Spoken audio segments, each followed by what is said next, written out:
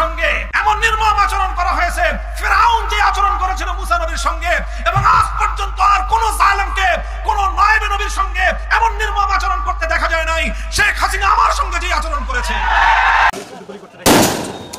বৈষম্য বিরোধী ছাত্র আন্দোলন চলাকালে পুলিশের গুলিতে মারা যান শত শত শিক্ষার্থী ও সাধারণ মানুষ। আন্দোলনে শিক্ষার্থীদের তাদের রক্তেও মন ভেজেনি ফ্যাসিস্ট হাসিনার। বিভিন্ন জায়গায় হামলা, গ্রেপ্তার ও গুলির সরাসরি নির্দেশ দিতেন শেখ হাসিনা। এমনই একটি কল রেকর্ড এখন দেশ টিভির হাতে, যেখানে দেখা যায় ছাত্র আন্দোলনকে ঘিরে তৎকালীন স্বরাষ্ট্রমন্ত্রী আসাদুজ্জামান খান কামালকে পুলিশ দিয়ে ছাত্র জনতার মিছিলে গুলির নির্দেশ দেন শেখ হাসিনা। 13 সালের 5ই মে শাপলা চত্বরে হেফাজত যে তাণ্ডব চালিয়েছিল, সশস্ত্র তাণ্ডব চালিয়েছিল ঢাকা শহরে, এবং বিএনপি সরাসরি যে সমর্থন দিয়েছিল, তা থেকে পরিষ্কার যে হেফাজতে ইসলাম, বিএনপি, জামাত, জঙ্গি একই চক্র, একই গোষ্ঠী। এরা 71-এর রাজাকারের ধারারই উত্তরসূরি। আসসালামু আলাইকুম দর্শক, ভিডিওর শুরুতে কয়েকটি ভিডিও ফুটেজের অংশ বিশেষ আপনারা দেখেছেন। ভিডিওগুলো দেখেই বুঝতে পেরেছেন আজকের এই ভিডিওটি কতটুকু গুরুত্বপূর্ণ হতে চলেছে। তাই সবাইকে বলবো না টেনে একটু ধৈর্য ধরে সবগুলো ভিডিও আপনারা দেখবেন। তো চলুন প্রিয় দর্শক, কথা বাড়াবো না, সরাসরি মূল নিউজে চলে যাবার আগে সবাইকে বলবো যারা এখন পর্যন্ত আমাদের এই চ্যানেলটি সাবস্ক্রাইব করেনি, প্রতিনিয়ত এই ধরনের সকল প্রকার নিত্য নতুন আপডেট নিউজগুলো পেতে আমাদের চ্যানেলটি সাবস্ক্রাইব করে আমাদের সাথে থাকবেন। চলুন একটা লাইক দিয়ে আমরা সবগুলো ভিডিও দেখে আসি। আমার সঙ্গে এমন নির্মম আচরণ করা হয়েছে, ফিরআউন যে আচরণ করেছিল মুসা নবীর সঙ্গে, এবং আজ পর্যন্ত আর কোন জালেমকে কোন নায়েবে নবীর সঙ্গে এমন নির্মম আচরণ করতে দেখা যায় নাই। শেখ হাসিনা আমার সঙ্গে যে আচরণ করেছে, বিনা বিচারে মানুষের উপর জুলুম করে গিয়েছেন। 2009 সালে 57 জন সেনা কর্মকর্তাদেরকে নির্মমভাবে হত্যা করেছেন। 2013 সালে শাপলা চত্বরে অন্যায়ভাবে একতরফাভাবে নবী প্রেমিক হেফাজতে ইসলামের আলেম ওলামাদেরকে ঘুমন্ত অবস্থায়, তাহাজ্জুদরত অবস্থায় পাখির মতো গুলি করে হত্যা করেছেন। চিন্তা করতে পারেন বৈষম্যটা কোথায়?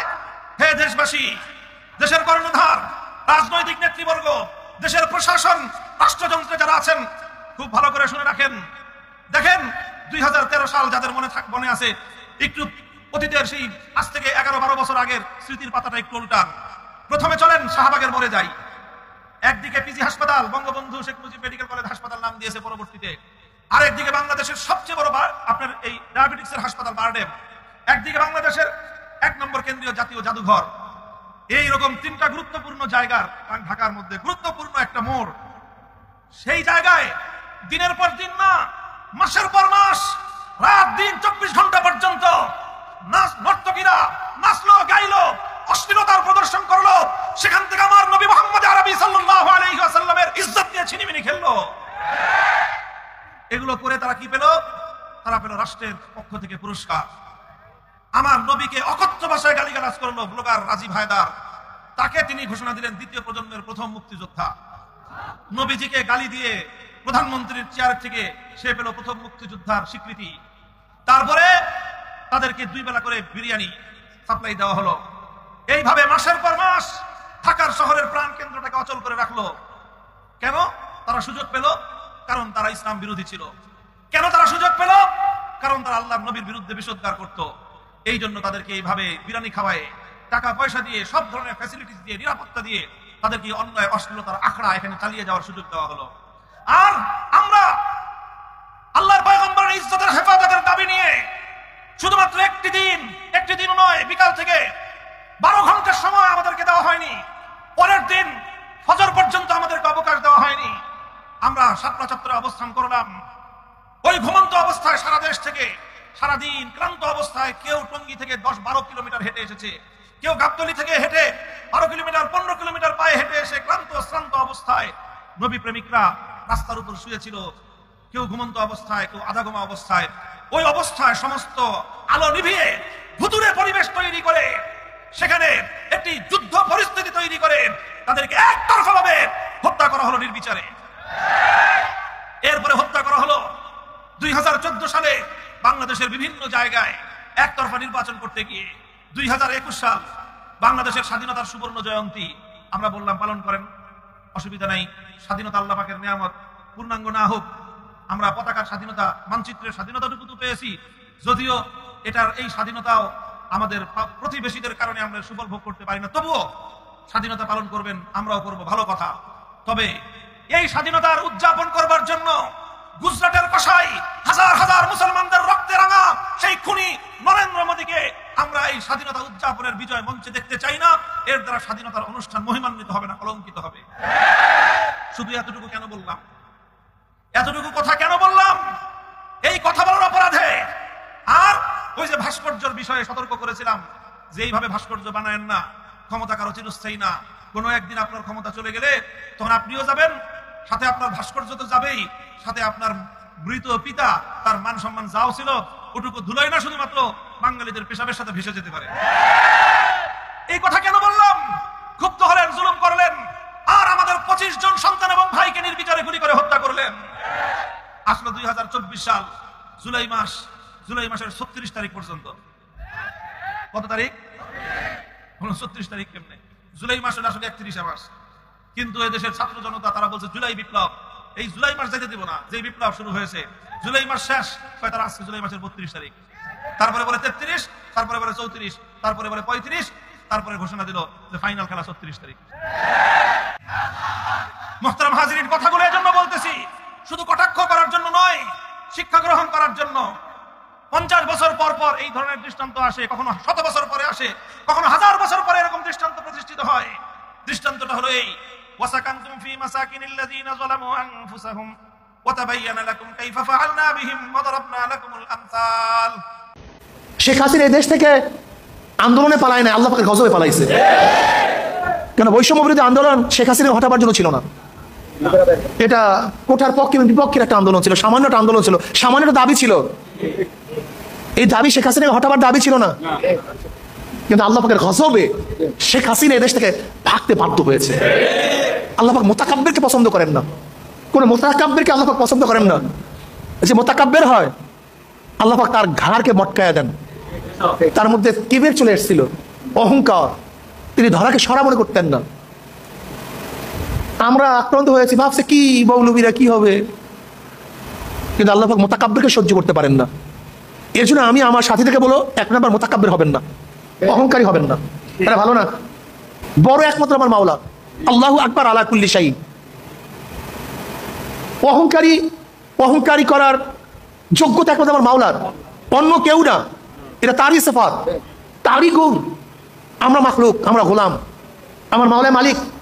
সবসময় মনে রাখবেন, আমি একজন গোলাম, আমার মাওলায় মালিক, আমরা কিছু না। বৈষম্য বিরোধী ছাত্র আন্দোলন চলাকালে পুলিশের গুলিতে মারা যান শত শত শিক্ষার্থী ও সাধারণ মানুষ। আন্দোলনে শিক্ষার্থীদের তাদের রক্তেও মন ভেজে নিয়ে ফ্যাসিস্ট হাসিনার। বিভিন্ন জায়গায় হামলা, গ্রেপ্তার ও গুলির সরাসরি নির্দেশ দিতেন শেখ হাসিনা। এমনই একটি কল রেকর্ড এখন দেশ টিভির হাতে, যেখানে দেখা যায় ছাত্র আন্দোলনকে ঘিরে তৎকালীন স্বরাষ্ট্রমন্ত্রী আসাদুজ্জামান খান কামালকে পুলিশ দিয়ে ছাত্র জনতার মিছিলে গুলির নির্দেশ দেন শেখ হাসিনা। সেই নির্দেশনার কথা ফোন কল দিয়ে জানান শেখ হাসিনার ব্যক্তিগত সহকারী। আসসালামু আলাইকুম স্যার। স্যার, ওই একটা বিষয় একটু স্যার জানাই রাখি আপনাকে। মাননীয় প্রধানমন্ত্রী এখন একটা বিষয় আপনাকে জানাইতে বলছেন স্যার। সেটা হলো স্যার, ওই সালথায় যেসব বিএনপি জামাতের নেতা আছে এগুলোকে অ্যারেস্ট করে ফেলা, যেভাবেই হোক কিছু অ্যাকশন এখনই ওই ওদের আমি এখনই নিচ্ছি। আর পলিটিক্যালি স্যার ওরা যেহেতু করবে, আমাদেরও একই রোল এখন। ওকে, ঠিক আছে। কোনো জায়গায় হামলা হলে সেখানকার বিএনপি জামায়াত নেতাদের বাড়িতে পাল্টা হামলার নির্দেশ দেওয়া হয়। ফ্রম ইওর ইন্টেলিজেন্স সোর্স, যে এরপরে যদি কোনো AC land office, UNO office, থানা বা এই জাতীয় কোনো আক্রমণ হয়, তাহলে বিএনপি জামাত এবং হেফাজতের ওই নেতাদের বাড়িতে আক্রমণ হবে। কোনো ভূমি অফিসে আগুন দিলে যেন সেখানকার হেফাজত ও বিএনপি জামায়াতের নেতাদের জমির রেকর্ড না দিয়ে সেই জমি দখল করার নির্দেশও দেওয়া হয় স্বৈরাচারের স্বরাষ্ট্রমন্ত্রী কামালকে। যে সকল ভূমি অফিসে জমির রেজিস্ট্রি দলিলপত্র যেগুলো এই হেফাজত জামাত নষ্ট করবে, একইভাবে তারা কিন্তু ওই তাদের জমি জমা আর পাবে না, জমি জমার হিসাব দলিলপত্র তারা পাবে না বা রেকর্ডপত্র আমরা দেবো না। ফরিদপুরের সালতায় বিএনপি জামায়াতের সব নেতাকে যে কোনো মূল্যে গ্রেফতারের কড়া নির্দেশ দেওয়া হয় শেখ হাসিনার পক্ষ থেকে। পলিটিক্যালি লোকালি রিয়েক্ট করা, মানে আমাদের ভাঙলে তাদেরও ভাঙবে। এইগুলো আর স্যার ওই একইভাবে আপনাদের পলিটিক্যাল তথ্য এগুলো সব থেকে জানান। এই সার যাচ্ছে যে সালতায় যেভাবে হোক বেশ কিছু অ্যারেস্ট হয়ে যায়। শুধু তাই নয়, কোন মামলায় কাকে গ্রেফতার করবে, কার নামে চার্জশিট তৈরি করবে, সেই নির্দেশনাও বিনা বাক্যে মাথা পেতে নেন সাবেক স্বরাষ্ট্রমন্ত্রী কামাল। আমি আরেকটা জিনিস ওনার সঙ্গে, আমি কি ওই ইসের চার্জশিট কাছে হচ্ছে শাফি হুজুরের যে হত্যা, এখানে মামুনের সংশ্লিষ্টটা আমরা এটা খুঁজে পাইনি, কিন্তু বাবুনগরীটা পাওয়া যায়। স্যার ওনাকে একটু জানিয়ে দিন, দাদা আমরা চার্জশিটটা রেডি করি।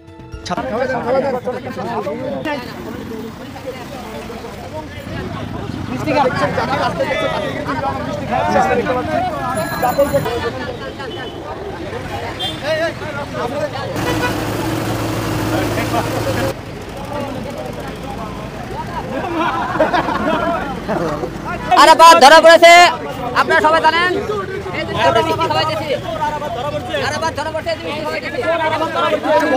গত কয়েকদিন ধরে আমার রাতে ঘুম নাই, এই কারণে এত আসামি ধরা পড়ে। আমি খালি বলি আমার আসামি ধরা পড়ে না কেন? আজকে মিষ্টি খাওয়ার একটাই উদ্দেশ্য। ঢাকা 17 আসনে আপনারা সবাই জানেন এই আরাফাত রহমান যে ভোটে আমার সাথে জয়ী হতে পারেনি। তারপরে সে যখন ভোটে জয়ী হতে না পারে, তখন আপনারা দেখেছেন সে তার গুন্ড বাহিনী দিয়ে রাস্তার উপর ফেলে আমাকে মারধর করেছিল, এবং আমি কোনো রকম সেখান থেকে আমার নিজের জীবন বাঁচানোর জন্য সেখান থেকে আমি দৌড়ে পালিয়ে যাই। সে কিন্তু ভোটে পাস করেনি, আপনারা সবাই দেখেছেন। আমাকে মারধর করেছে এই কারণে, যখন সে ভোটে জিততে পারতেছিল না তখন তারা জাল ভোট মারতেছিল।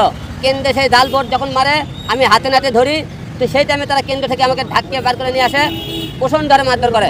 যে আজকে আমি ভীষণভাবে খুশি, এবং শুধু আমি একা না, দেশের জনগণ সবাই খুশি যে এইরকম একটা লোককে ধরা পড়েছে যে সন্ত্রাসী আমাদের দেশের সম্পদ লুট করছে এবং আমাদের জনগণের ক্ষতি করছে। সে ভোটে কিন্তু জয়ী হতে পারেনি, এবং আগামীকাল আমাকে গুলশানে যে হত্যা করার চেষ্টা করা হয়েছিল, সেই জন্য আগামীকাল কোর্টে আমি মামলা করব আমার হত্যা করার চেষ্টায়, এবং আমার আসনটাকে তারা ছিনিয়ে নিয়েছে, এই কারণে আমরা আগামীকাল মামলা করবো কোর্টে। আজকে মিষ্টির কোনো হিসাব নাই, আনলিমিটেড, যেখানে দাঁড়াবো সেখানে মিষ্টি খাবে, সেখানে খাওয়াবো, কোনো হিসাব নাই, হিসাব ছাড়া মিষ্টি খাওয়া নেবে। এবং এছাড়াও আমার যারা ভক্ত আছে, যারা আরাফাতের ধরার এই খুশিতে বিভিন্ন জেলায় জেলায় সেখানে মিষ্টি বিতরণ করতেছে। আমি পুরস্কার দেন অন্য কেউ দিতেছে, আমি তার খালি ধরার অপেক্ষায় ছিলাম, ওরা খুঁজতেছিলাম। ওরে আমি ধরলে একটাই চাওয়া, তাকে মনে করেন মামলা দেবো, তার নামে শাস্তি, এবং এমন শাস্তি, এই শাস্তিটা দেখে ভবিষ্যতে যারা এমপি মন্ত্রী হবে যাতে দেশের মানুষের ক্ষতি না করতে পারে। আরাফাতের যখন আমরা ঢাকা 17 আসে দাগ দুগ দেখে চিনেলে মারের দাগ, খুশি টুসি মারছিল, আপনারা দেখছেন। সেই যে মারছিল এখনো মারের দাগ আছে, এখনো আপনি মিথ্যে কথা বলে লাভ নাই। কতটা মারধর করছে আপনি সেখানকার ভিডিও ফুটেজগুলো আপনি টানে আবার দেখলে বুঝতে পারবেন তারা কি আর আমাকে মারছে। সেই মারের দাগ এখন আমার গালে আছে, দেখেন এখন দাগ আছে, আপনি দেখতে পারতেছেন। আলম ভাই, এখন যদি আরাফাতকে আপনি সামনাসামনি পেতেন কি করবেন? মার সেই মার মনে ধুলাই মার দেবো, আগে মিষ্টি বিতরণ পরে ওরা আগে মার। কালকে কোর্টে যাবো, কালকে কোর্টে ধরে আমার সামনে খালি পায়, ওরে কালকে কোর্টে মারবো, ওরে কালকে ডিম মারবো, পচা ডিম মারবো কোর্টে। প্রিয় দর্শক শ্রোতা, যে ভিডিওগুলো নিয়ে আজকে আপনাদের সম্মুখে হাজির হয়েছিলাম, সেই ভিডিওগুলো কিন্তু ইতিমধ্যেই আপনারা দেখে ফেলেছেন এবং সকলের কথাগুলো শুনে ফেলেছেন। তো অবশ্যই এবার আপনাদের মূল্যবান মতামত জানানোর পালা। আপনাদের কি মনে হয়, কি জানলেন বুঝলেন এই ভিডিও থেকে, সেটা অবশ্যই এখন আপনারা এই ভিডিওর কমেন্ট বক্সে আপনাদের মূল্যবান মতামত জানিয়ে দিন। আর হ্যাঁ, সবাইকে বলবো আমাদের এই চ্যানেল কিন্তু প্রতিনিয়ত এই ধরনের সকল প্রকার নিত্য নতুন আপডেটগুলো আমরা সবসময় দেওয়ার চেষ্টা করি। তো অবশ্যই আপনাদেরকে বলবো যারা এখনও পর্যন্ত আমাদের এই চ্যানেলটি সাবস্ক্রাইব করেনি, প্রতিনিয়ত এই ধরনের সকল প্রকার নিত্য নতুন আপডেট নিউজগুলো পেতে আমাদের এই চ্যানেলটি সাবস্ক্রাইব করে আমাদের সাথে থাকবেন। আর ইতিমধ্যেই যারা সাবস্ক্রাইব করে দিয়েছেন তাদেরকে অসংখ্য ধন্যবাদ জানিয়ে ভিডিওটি এখানে শেষ করছি। সে পর্যন্ত সকলে ভালো থাকবেন, সুস্থ থাকবেন। আবারও দেখা হবে, কথা হবে নতুন কোনো টপিকে, নতুন কোনো ভিডিও নিয়ে। আল্লাহ হাফেজ।